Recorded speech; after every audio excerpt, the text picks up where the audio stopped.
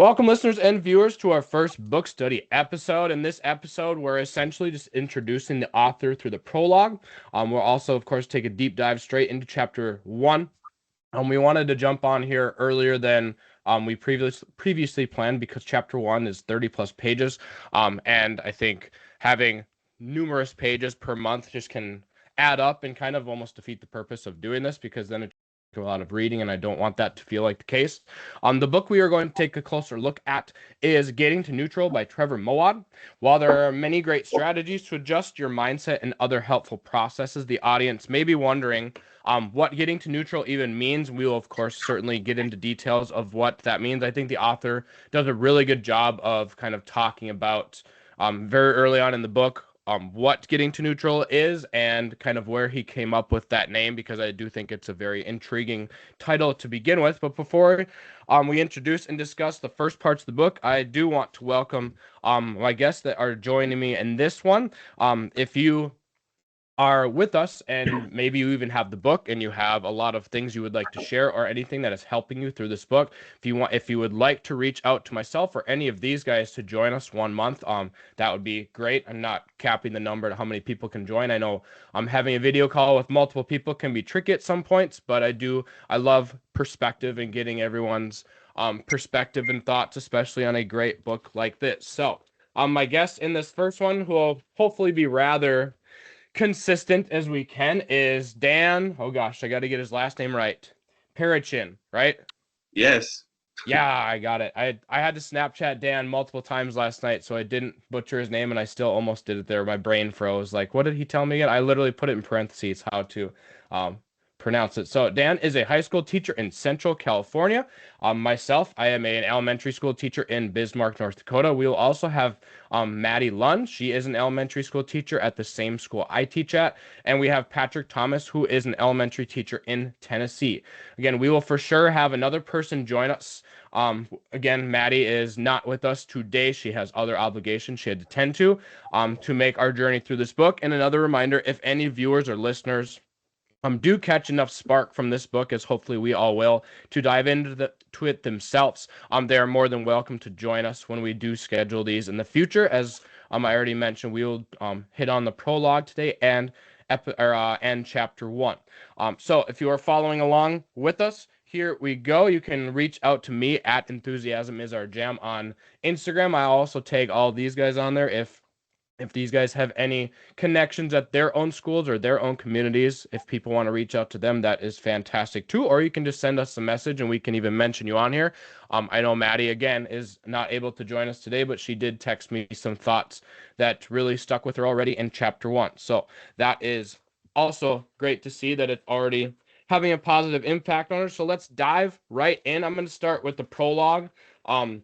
I don't know how many people read the prologue in some books, but I think this one's important because the author kind of discusses what this book, of course, is all about, which is obviously the purpose of a prologue. But I think how he kind of introduces what his father did growing up. His father was a motivational speaker that talked a lot about positive mindset and being a good person, just the respectful piece. And he traveled the country.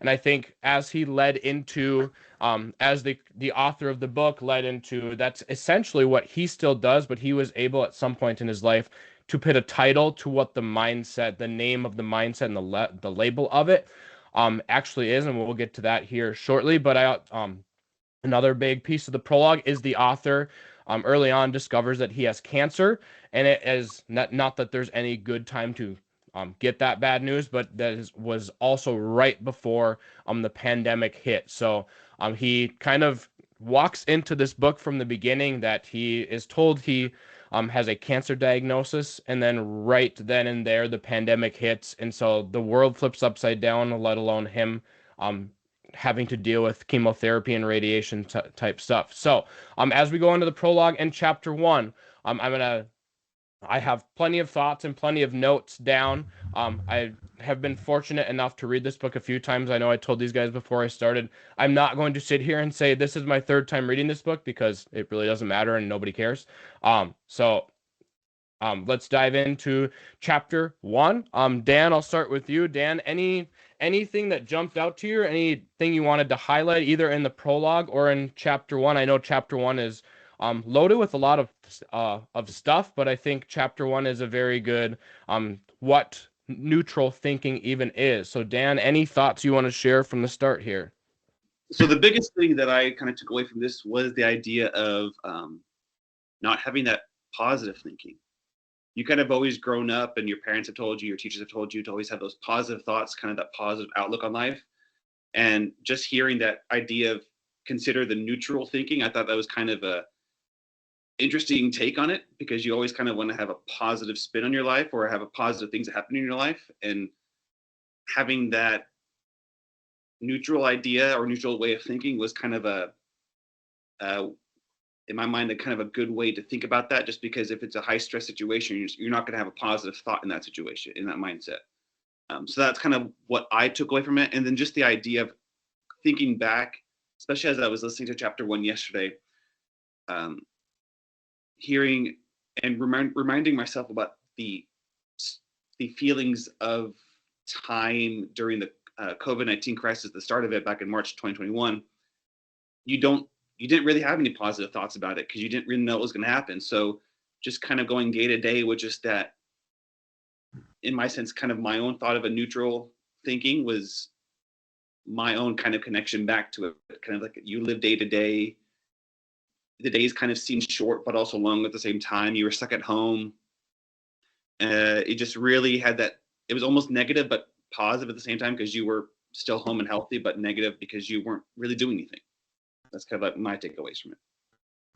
So before I get into kind of the creation of neutral thinking, I think the author does a really good job with his kind of personal story about how neutral thinking became the label of it all. I do definitely connect to what you just said. During COVID-19, again, was a really good example that this author said, because I'm sure a lot of people go into this book going, well, why don't you just think positively? Everyone just says, find happiness, be positive, stop being so negative.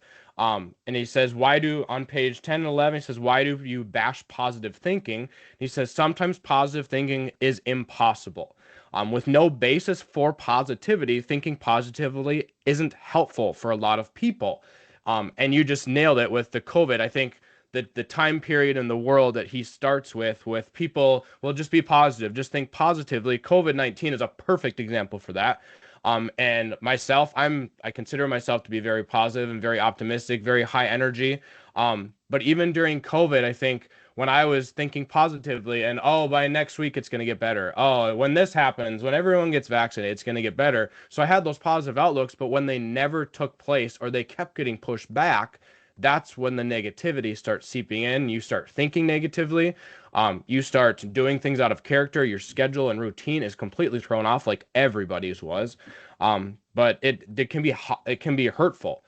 So again, I think his introduction of people are trying to say, well, just keep being positive, just keep, and there's nothing to be positive about, which for a lot of people makes positive thinking impossible when there's not that light at the end of the tunnel keeps moving backwards for all of us who, of course, experienced the pandemic and life was put on hold a lot longer than it wanted to be.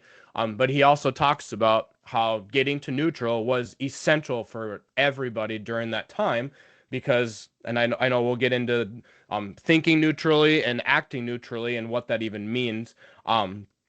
And how helpful that could have been during the pandemic. There have been a few things I've experienced in the last 2 years that getting to neutral and neutral thinking has helped me massively, opposed to any other people in my life who I live with, work with, that sort of thing. So, but yeah, Patrick, any thoughts to start us kind of off into the prologue and chapter 1? I'm gonna say, is my mic on? Yep. Okay, good. I would say it kind of piggybacking off really what both of you said, and the fact that he sets a good case for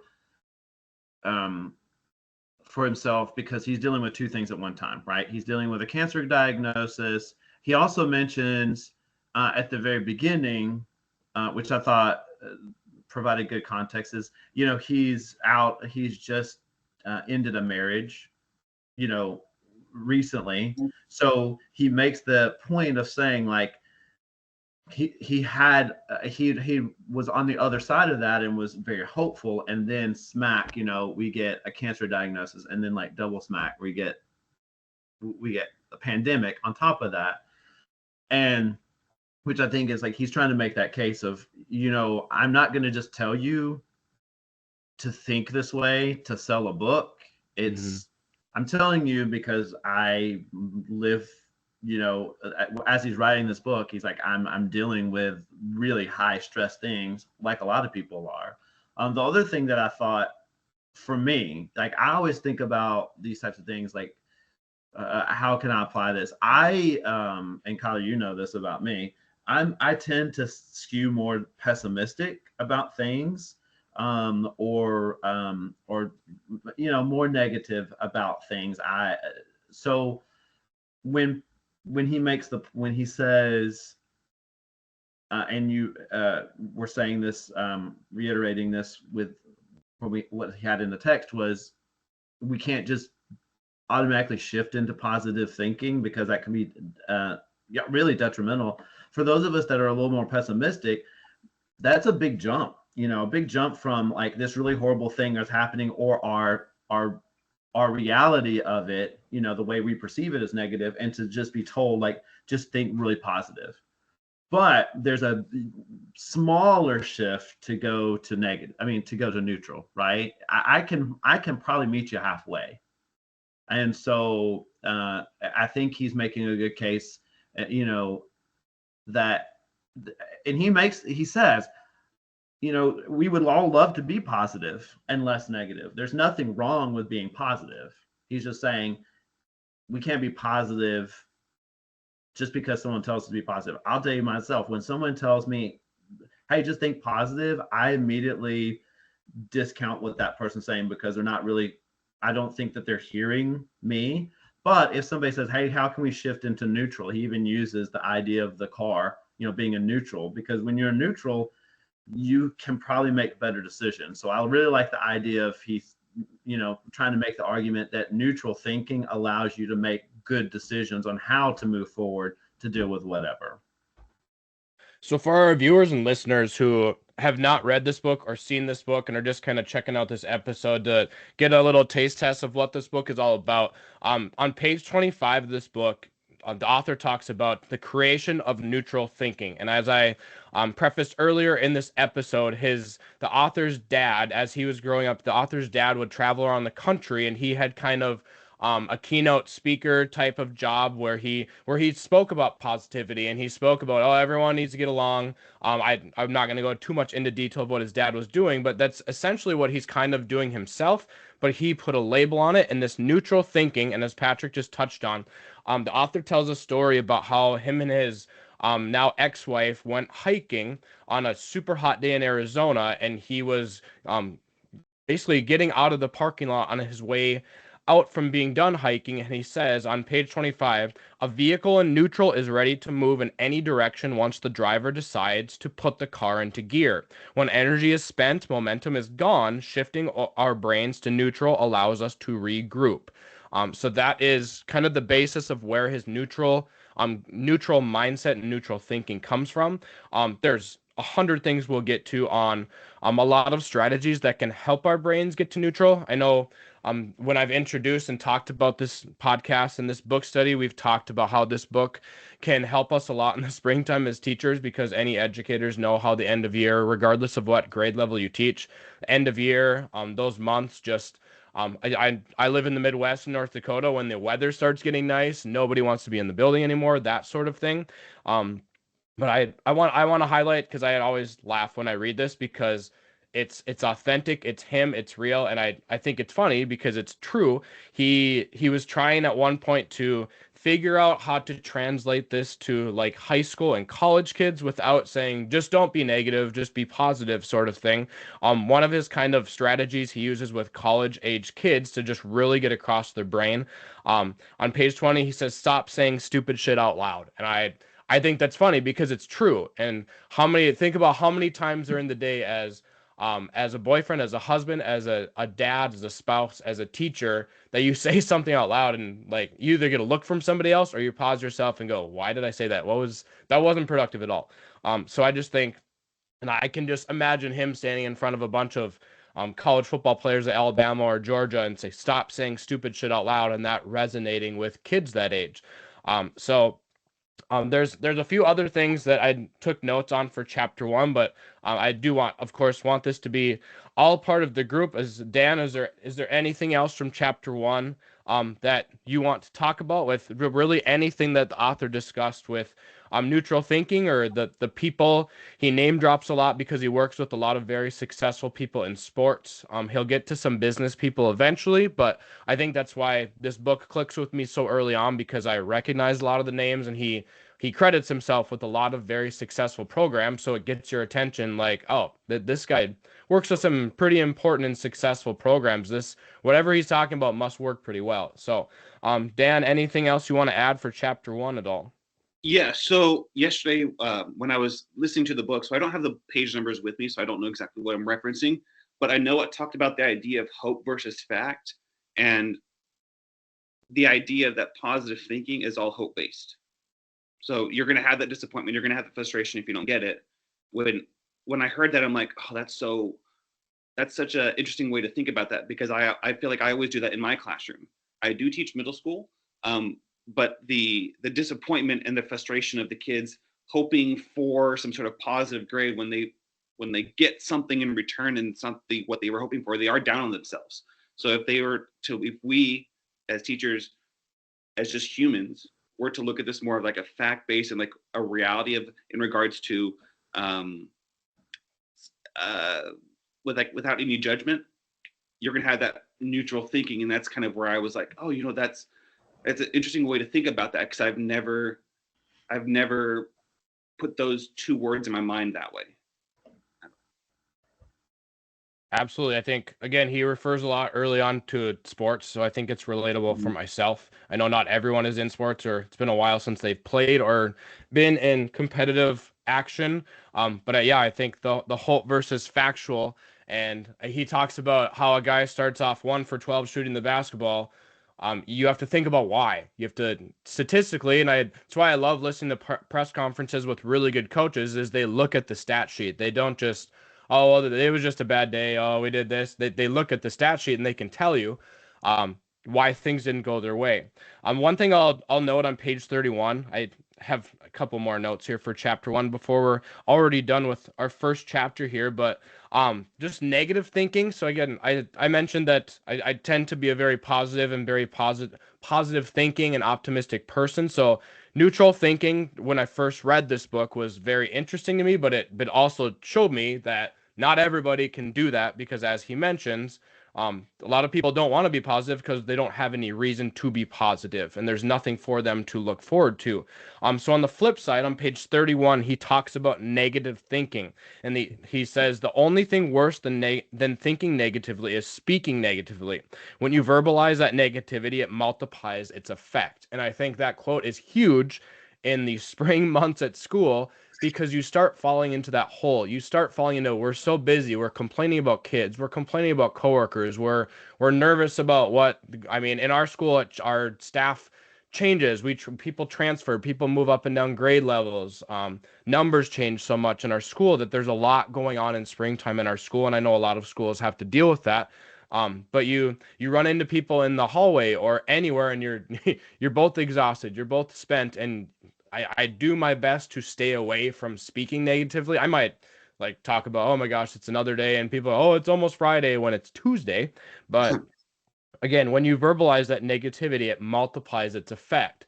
Now, can we avoid negative people? I mean, you can try, but you can kind of just be the base of, avoiding it, which can be severely difficult in spring. But you never think about, yeah, you can think negatively, but when you verbalize it and you say it out loud, like I might have negative thoughts standing in a group of people, but if I don't say anything, nobody knows what's going on in my brain. But I definitely thought about numerous people that I know, both in and out of school, that the second they walk in the door, that's complaining about this person, complaining about something, And then it almost encourages you to join in on that, or to find something in your life that you can complain about.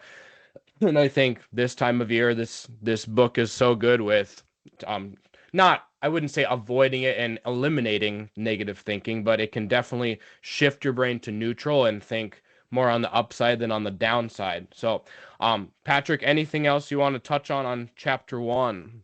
Yeah, I was actually gonna kind of piggyback off what you just said.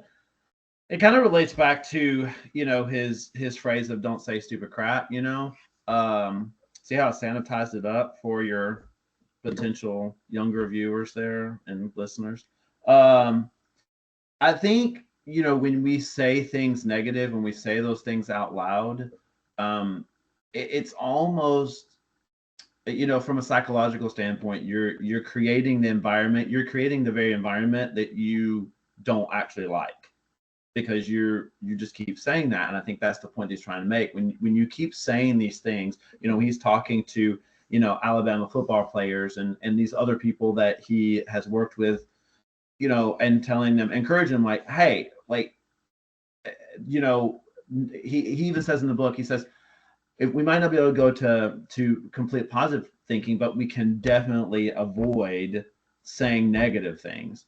And you know, making excuses about performance, making, you know, whether it's a football player or a student. Like, how many times have we all had students who, because they've not done well on a test, and maybe the reason they didn't do well on a test because they didn't put the work into it that they needed to, they say something negative about themselves.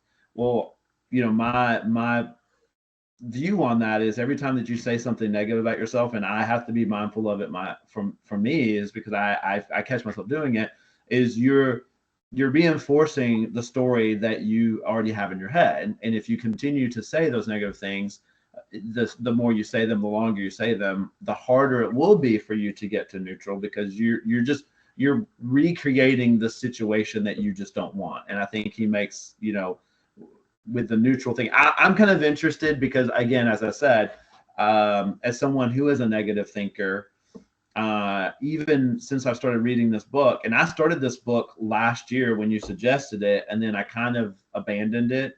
And then, so now I'm reading it again, and I think it will be very good for me, because I'm interested of, like, okay, how can I make that shift? Because I do those things. And so by making that shift, how can I then help, like, other people make that shift? So yeah, I'm interested in that part of it, especially later in the book when he talks about how to do that. So yes, absolutely. This entire book has a lot of great scenarios, great just relation. Oh, I relate to that sort of thing.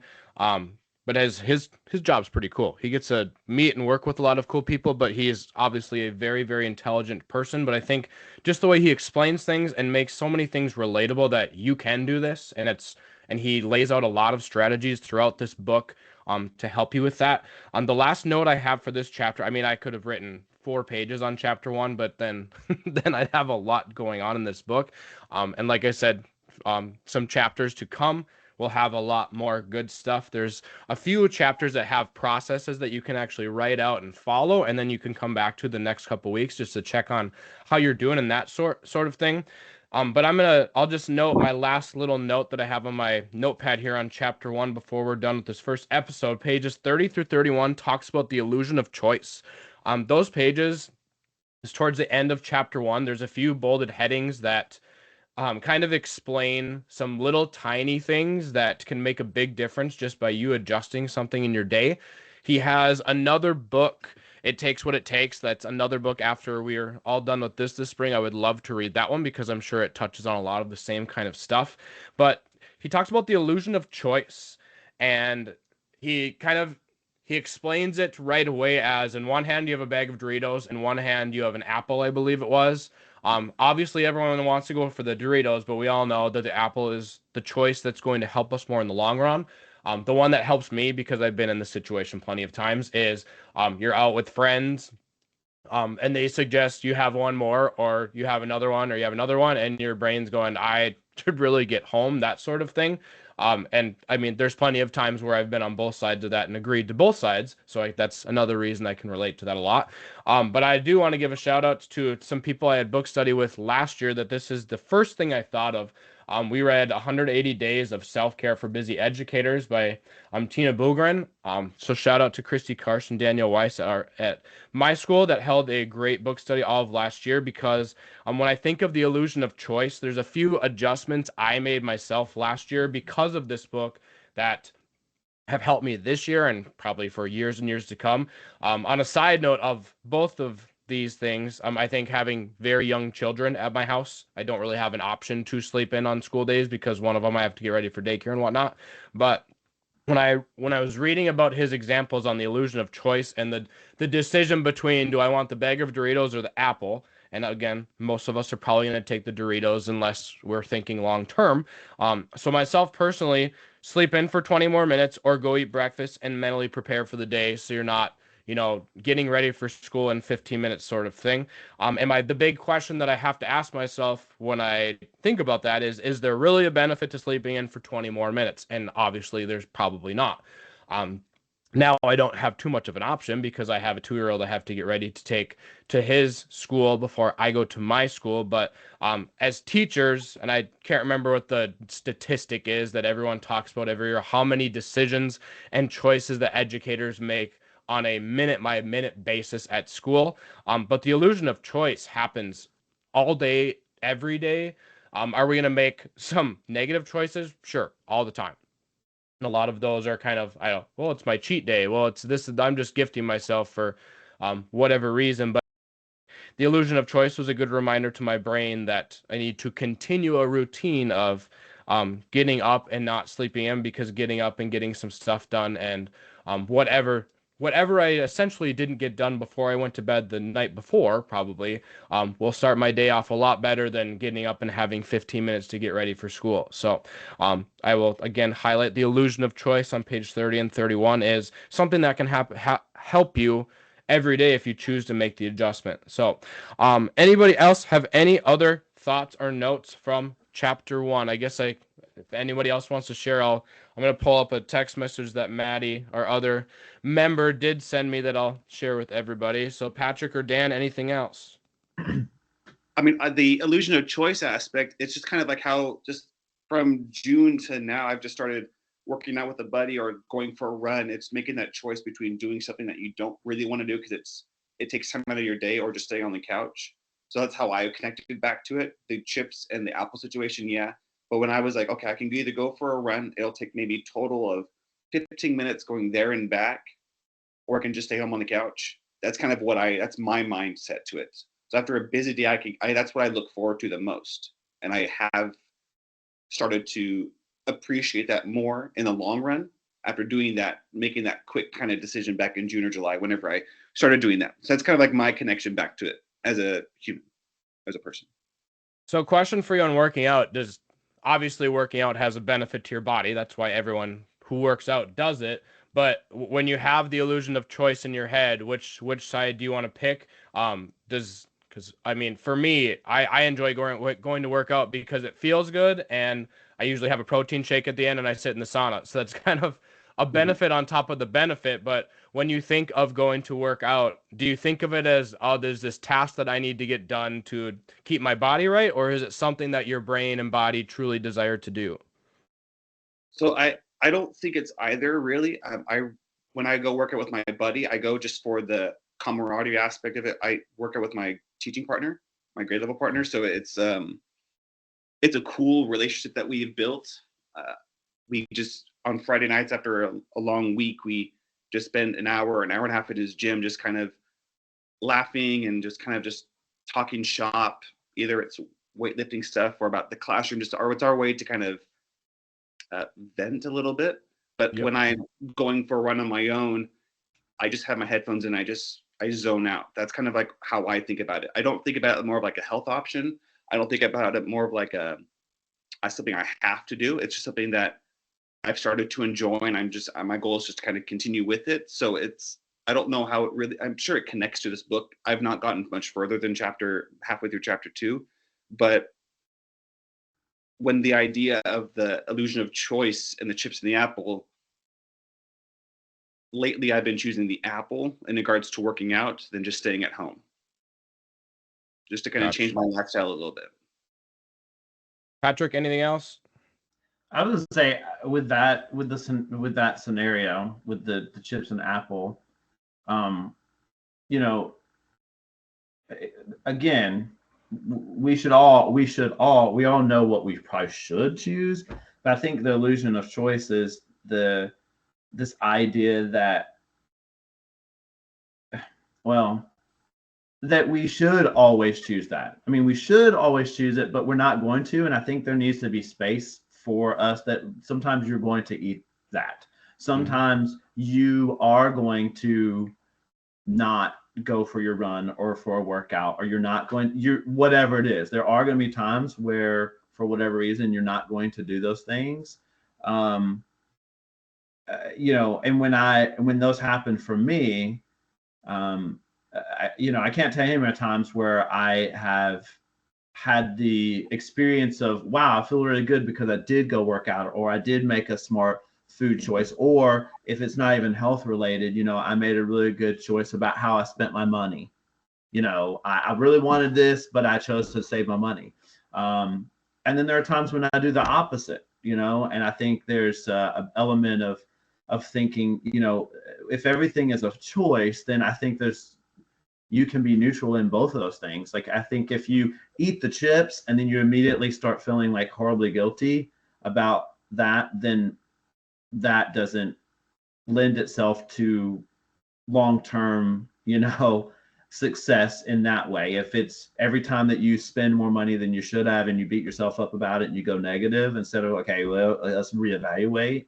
That was kind of the way that I took it, was when you do make the quote unsmart choice or unwise choice, not dwelling on it and ruminating on it and beating yourself up about it. So that way, in future situations, you are more likely to make more appropriate choices. That's kind of where I went with it. Okay. So just a message from Maddie that she wanted to share today since she was unable to make it. There's kind of a mindset that our instructional coach shared with us to start early on in the school year. It's 1% better.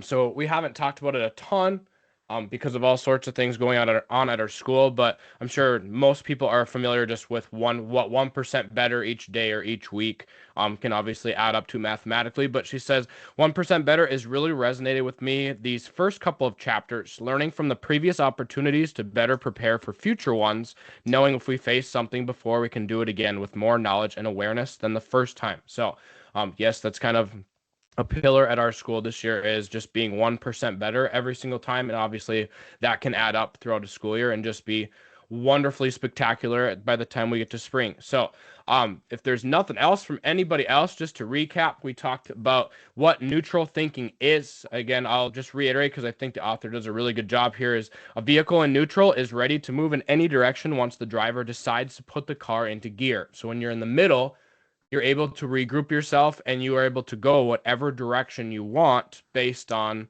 what the results can be, based on where you want to go with that or how you're feeling at the current moment. Sometimes it's negative. Hopefully, most times it's positive. So when energy is spent, momentum is gone. Shifting our brains to neutral allows us to regroup. So talked a little bit about how speaking your negative thoughts rather than just thinking of them can multiply the negativity. And of course, we just talked about the illusion of choice. So looking forward to getting to more of this book because there's so many great just random strategies that can help you throughout a school day. I can't tell you how many times last year in the springtime I'd close my eyes just randomly during the school day to say, get to neutral, get to neutral. I'd walk out in the hallway and just come across some random student conflict. And before exploding and asking 100 questions, I'd get to neutral, get to neutral, ask the questions before you're mad and don't actually know what's going on, sort of thing. So I'm hoping this book can benefit all the part of our group and any listeners that do decide to go on. Remember, if you are a listener or viewer and you want to tag along with us, just let me know over on Instagram at Enthusiasm is our jam. We'd love to either have you or have you share your thoughts through a direct message, whatever that may be. So that is all we have for Prologue and Chapter 1. We will see you in February for Chapters 2 and 3. Thanks for joining us.